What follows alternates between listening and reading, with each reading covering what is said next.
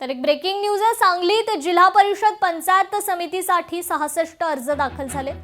काल शेवटच्या दिवशी जिल्हा परिषदसाठी 28 तर पंचायत समितीसाठी 38 अर्ज दाखल झाले। 26 तारखेपर्यंत उमेदवारी अर्ज मागे घेण्याची मुदत आहे। करंजे जिल्हा परिषद गटातून भाजपकडून प्रिया सुनील खंदारे यांनी तर भाळवणी गटातून भाजपकडून नितीनराजे जाधव यांनी उमेदवारी अर्ज दाखल केले।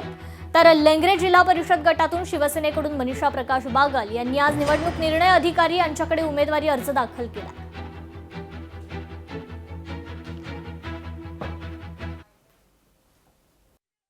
खानापूर तालुक्यामध्ये भारतीय जनता पार्टी 4 जिल्हा परिषद गट आणि 8 पंचायत समिती गणावरती कमळ चिन्हावरती निवडणूक लढवते।